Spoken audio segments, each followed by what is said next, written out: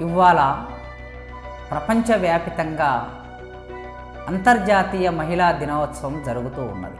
రేపటి పేపర్లో, టీవీలలో మనం కలర్ఫుల్ కార్యక్రమాలు జరిగిన వార్తలు కూడా చూస్తాం.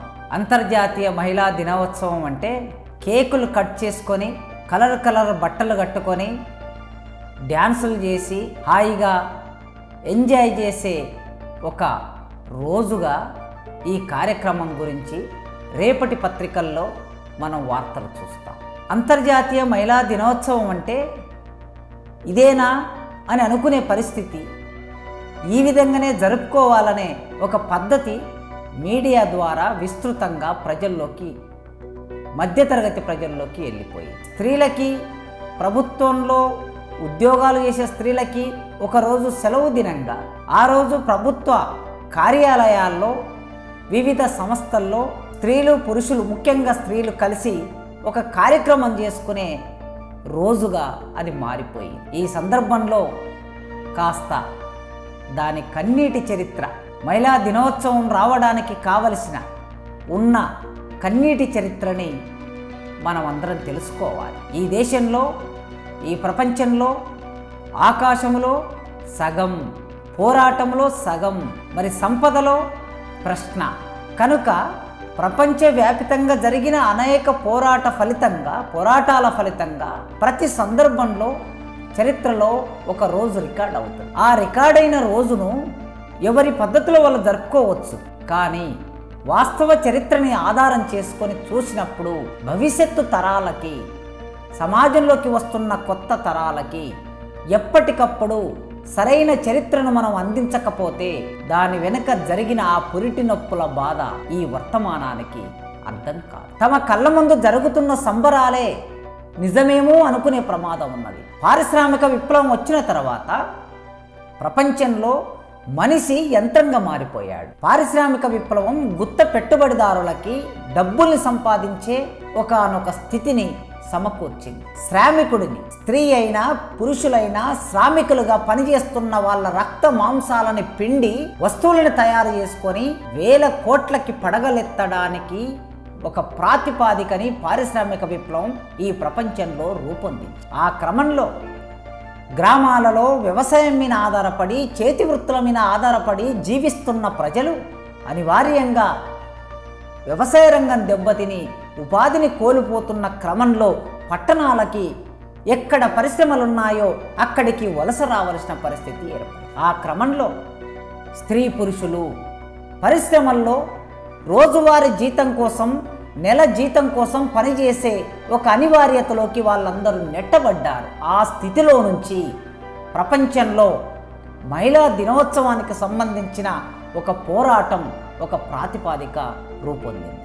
ఎంత ఘోరంగా ఉండేది అంటే ఆనాటి స్థితి, స్త్రీలు ముఖ్యంగా వస్త్ర పరిశ్రమల్లో ఎక్కువగా పనిచేస్తూ ఉండేవారు. ఈ వస్త్ర పరిశ్రమల్లో పనిచేస్తున్న సందర్భంలో బట్టలు కుట్టడం, మిషన్ల మీద కూర్చోవటం, మనిషే యంత్రంగా మారిపోయిన ఒకానొక స్థితిని మనం స్పష్టంగా అర్థం చేసుకోవాలంటే చార్లీ చాప్లిన్ తీసినటువంటి చాలా రకాల ఆనాడు వచ్చిన సినిమాలని చూస్తే ఆ స్థితి అర్థమవుతుంది. యంత్రానికి మనిషికి తేడా లేకుండా పెట్టుబడిదారీ విధానము మనిషిని వస్తువుగా, శ్రమని వస్తువుగా, అమ్మకపు కొనుగోలు స్థితిగా శ్రమని తయారు చేసిన ఆనాటి చారిత్రక సందర్భాన్ని మనం గమనిస్తాం. అప్పుడు మరి ఎన్ని రోజులు ఇట్లా దోపిడీకి గురవుతారు? ఒకవైపు కార్మికులైనటువంటి పురుషులు పోరాటం చేస్తూ ఉన్నారు, మరోవైపు దానికి అనుసంధానంగా, ఆ పోరాటానికి అనుసంధానంగా స్త్రీలు కూడా తమ పోరాటాన్ని చేయవలసిన స్థితిలోకి నెట్టబడ్డారు.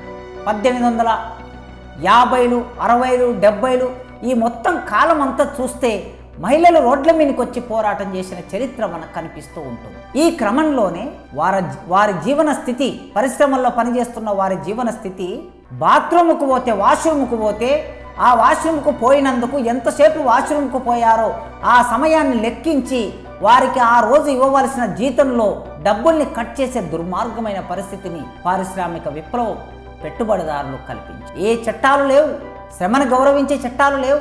బిడ్డ ఏడుస్తూ ఉంటే ఆ బిడ్డకి పాలివ్వాలనుకుంటే రక్తం పాలుగా మారి పొంగుకొస్తున్న ఆ పాలని బిడ్డకి ఇవ్వడం కోసం పోయినందుకు ఆ కాలాన్ని, ఎంత సమయం బిడ్డకి పాలిస్తే అంత సమయాన్ని వాళ్ళకి వచ్చే జీతంలో నుంచి కట్ చేసే స్థితి ఆనాటి స్త్రీలు ఎదుర్కొన్నారు. 18 గంటలు, 16 గంటలు, 14 గంటలు మొత్తం సమయం అంతా పరిశ్రమల్లోనే గడిపే స్థితి ఉండింది. విశ్రాంతి లేదు. ఎప్పుడైనా సరే సమాజంలో అత్యధికంగా దోపిడీకి గురయ్యే వాళ్ళు స్త్రీలే గురవుతూ ఉంటారు. పురుషులతో పోల్చుకున్నప్పుడు పితృస్వామిక సమాజాల్లో స్త్రీలకి దిగువ స్థాయి స్థానమే ఉంటుంది. ఈ స్థితి అంతా ఉన్నప్పుడు ఆనాడు ప్రపంచంలో జరిగిన అనేక పోరాటాల ఫలితంగా, కార్మిక పోరాటాల ఫలితంగా, స్వాతంత్రోద్యమ పోరాటాల ఫలితంగా, విప్లవోద్యమాల పోరాట ఫలితంగా, సోషలిస్టు పోరాట ఫలితంగా, కమ్యూనిస్టు పార్టీ చేసిన పోరాటాల ఫలితంగా మొత్తం ప్రపంచంలో ప్రతి ఒక్కరూ తమ గొంతులను వినిపించవలసిన పరిస్థితి ఏర్పడింది. కార్ల్ మార్క్స్ ఇచ్చిన చైతన్యంతో, ఆయన ఇచ్చిన సిద్ధాంతంతో, ఆ సిద్ధాంత చైతన్యంతో రూపొందిన జన ఆందోళనలు ఒక రూపు కట్టడానికి ప్రాతిపదిక ఏర్పడింది. ఆ విధంగా మొట్టమొదటిసారి అన్ని దేశాల్లో, Germany, Switzerland, America, England, Russia, ఇట్లా అన్ని దేశాల వాళ్ళలో ఉన్నటువంటి ప్రతినిధులందరూ కలిసి ఒక దగ్గర సమావేశం 1910లో కోపెన్హాగ్ అనేటటువంటి ఆ ప్రాంతంలో ఒక సమావేశం ఏర్పాటు చేసుకున్నారు స్త్రీలు. ఒక 100 మంది ప్రతినిధులు తమ సమస్యలను చర్చించడం కోసం. ఏమిటి తమ సమస్యలు? తమకి ఓటు హక్కు కావాలి, 10 గంటలు తగ్గించాలి, విశ్రాంతి కావాలి, స్త్రీకుండే ప్రత్యేక సమస్యల్ని అర్థం చేసుకోవాలి. ఈ హక్కుల కోసం, ఈ హక్కుల సాధన కోసం వాళ్ళు సమావేశమై వాటిని సమాజం ముందు ఉంచారు, ప్రపంచం ముందు ఉంచారు. ఆ క్రమంలోనే మొదటి ప్రపంచ యుద్ధం అతి కొద్ది రోజుల్లోనే 1913లో మొదటి ప్రపంచ యుద్ధం మొదలైంది. రష్యాలో పోరాటం మొదలైంది. కమ్యూనిస్టు పార్టీ నాయకత్వంలో పోరాటం మొదలైంది. మార్క్సిజం అనే ఒక భావజాలంతో చైతన్యవంతమై కార్మికుల విముక్తి కోసం ఆలోచిస్తున్న క్లారా జట్కిన్ కూడా ప్రపంచవ్యాప్తంగా ఉన్నటువంటి స్త్రీ కార్మికులందరినీ ఏకతాటి మీదకి నడిపించడానికి రచనలు చేస్తూ, సంఘాలు పెడుతూ ఆలోచిస్తున్న సందర్భం మరోవైపు. ఈ మొదటి ప్రపంచ యుద్ధ కాలంలో ఎప్పుడైనా సరే యుద్ధం జరిగితే అత్యధికంగా బలయ్యే వాళ్ళు స్త్రీలు, ఆ తర్వాత పిల్లలు, స్త్రీలు, వృద్ధులు, వీళ్ళు మాత్రమే యుద్ధ సంక్షోభానికి, యుద్ధానికి గురై చనిపోతూ ఉంటారు. ఇవాటి యుద్ధంలో మనం చూస్తూ ఉన్నాం. చేతుల మీద ఎత్తుకొని పిల్లల్ని, చిన్న పిల్లల్ని, 5 ఏళ్ల పిల్లల్ని, 3 ఏళ్ల పిల్లల్ని చేతుల మీద ఎత్తుకొని హాస్పిటల్కి వస్తున్న సందర్భాన్ని, ఆ హాస్పిటల్కు వచ్చే లోపుగానే చనిపోతే చేతుల్లో శవాల ముద్దల్లాగా, రక్త ముద్దల్లాగా తమ బిడ్డలు మిగిలిపోతున్న ఒక దుఃఖ స్థితిని ఇవాల్టి ఉక్రెయిన్, రష్యా యుద్ధ సందర్భంలో చూస్తున్నాం. ఎప్పుడైనా ఇదే పరిస్థితి. బలయ్యేది స్త్రీలు, పసిపిల్లలు మాత్రమే. ఆనాడు మొదటి ప్రపంచ యుద్ధంలోకి పోయినటువంటి తమ భర్తలు చనిపోతే ఒంటరిగా మిగిలేది స్త్రీలే. యుద్ధంలోకి వెళ్ళి చనిపోతే, తమ తండ్రులు చనిపోతే ఒంటరిగా తండ్రి లేని పిల్లలుగా మిగిలేది మళ్ళీ పసిపిల్లలే. ఈ స్థితి అంతా గుర్తించిన మహిళలు, మాకు శాంతి కావాలి, యుద్ధం ఆపండి, మాకు తినడానికి బ్రెడ్ కావాలి, we want bread, we want peace అనే నినాదంతో ప్రపంచవ్యాప్తంగా ఉద్యమాలు స్త్రీలు లేవదీశారు. ఈ క్రమంలో అన్ని మూలల నుంచి వచ్చినటువంటి ఆ ఆందోళనల్ని ఒక స్థితికి తీసుకురావడానికి అప్పుడే రష్యాలో 1917లో రష్యాలో సామ్యవాద విప్లవం, సోషలిస్టు విప్లవం విజయవంతం కావడంతో ఆనాటి సోషలిస్టు విప్లవ నేపథ్యంలో ఏర్పడిన ప్రభుత్వం మీద స్త్రీలు ఒత్తిడి పెట్టి మహిళల కోసం మీరేం చేస్తారు, మహిళలకు సంబంధించి 10 గంటలు తగ్గించడానికి సంబంధించి, ఓటక్కు సంబంధించి మీరేం చేస్తారని చర్చ పెట్టినప్పుడు రష్యా ప్రభుత్వం, సోషలిస్టు రష్యా ప్రభుత్వం స్త్రీలకి 10 గంటల్ని తగ్గించి 16, 17, 18, 14 ఇన్ని గంటలు పనిచేయవలసిన స్థితి నుంచి 8 గంటల పనిదినం కోసం, 10 గంటల పనిదినం కోసం ఈ జరిగిన పోరాటంలో వాళ్ళ నాడు అక్కడ విజయం సాధించారు. ఆ విజయ ఫలితంగా ప్రపంచంలో ఉన్న అన్ని దేశాలు సోషలిస్టు సమాజంలో స్త్రీలకి ఎన్ని హక్కులు ఉంటున్నాయో అన్ని హక్కుల కోసం ఆలోచించారు. మనం గొప్ప ప్రజాస్వామ్య దేశం అనుకుంటున్నాం. అమెరికాలో, ఇంగ్లాండ్లో మదర్ ఆఫ్ పార్లమెంట్ అంటాం, ఇంగ్లాండ్ పార్లమెంట్, అక్కడ కూడా స్త్రీలకి ఓటు హక్కు లేదు. అమెరికాలో స్త్రీలకి ఓటు హక్కు లేదు. ఇట్లాంటి స్థితిలో సోషలిస్టు విప్లవ సందర్భంలో స్త్రీలు తమ హక్కుల్ని సాధించుకున్న చరిత్రని చూస్తాం. ఆ తర్వాత 1949లో చైనాలో విప్లవం విజయవంతమైన తర్వాత చాలా నిర్దిష్టంగా చైనా నాయకత్వం ఆనాటి స్త్రీల కోసం కావలసిన హక్కులన్నిటినీ ప్రభుత్వం అధికారికంగా ప్రకటించింది. ఇంత నేపథ్యంలో ప్రపంచవ్యాప్తంగా కార్మిక మహిళలు చేసిన పోరాటం, కార్మికులు చేసిన పోరాటం, ఈ పోరాటం కేవలం ఎగువ మధ్యతరగతి స్త్రీలు చేసిన పోరాటం కాదు. ఎగువ మధ్యతరగతి స్త్రీలు, కార్మిక వర్గ స్త్రీలు చేస్తున్న పోరాటానికి సంఘీభావంగా రోడ్ల మీదకి వచ్చి తమ సంఘీభావాన్ని తెలియజేసిన చరిత్రను మనం చూస్తాం. కానీ పోరాటం ప్రారంభమైంది కంపెనీలలో, కార్ఖానాలలో, పరిశ్రమల్లో పోరాటం మొదలైంది. కనుక అంతర్జాతీయ మహిళా దినోత్సవం అంటే కార్మిక మహిళ, శ్రమని నమ్ముకొని జీవించే మహిళ అని అర్థం. ఇవాళ్టికి ఈ శ్రమని నమ్ముకొని జీవించే మహిళ స్థితి ఎట్లా ఉందో మనం చూస్తాం. ఈ మొత్తం ప్రపంచంలో ఈ చరిత్ర గమనంలో ఇన్ని సంవత్సరాల తర్వాత ఐక్యరాజ్య సమితి 1975లో ఒక సమావేశాన్ని ఏర్పాటు చేసి ప్రపంచవ్యాప్తంగా ఉన్న అన్ని దేశాలను అక్కడికి ఆహ్వానించి స్త్రీల మీద చర్చించడం మొదలుపెట్టారు. స్త్రీలు చదువుకుంటున్నారు, ఉద్యోగాలకు వస్తున్నారు, రాజకీయాల్లోకి వస్తున్నారు, పోరాటాలు చేస్తున్నారు, తమ హక్కులు వినిపిస్తున్నారు.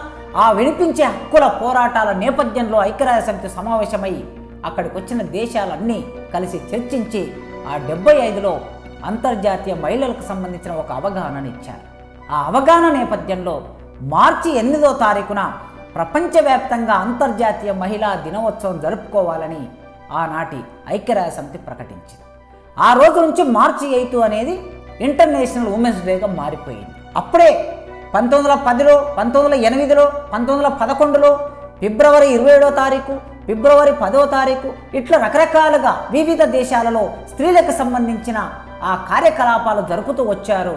అయితే చైనా ప్రభుత్వం, రష్యా ప్రభుత్వం తీసుకున్న నిర్ణయంలో భాగంగా మార్చి 8 అనేది లక్షలాది మంది ప్రజలు ఒక దగ్గరికి, స్త్రీలు ఒక దగ్గరికి వచ్చి ఆందోళన వ్యక్తం చేసిన ఆ రోజును ఐక్యరాజ్య సమితి కూడా గుర్తించి ఒక సింబాలిక్గా మార్చి 8ను ప్రపంచవ్యాప్తంగా మహిళలు జరుపుకుంటున్న రోజు ఇవాళ మనం ఉన్నాం.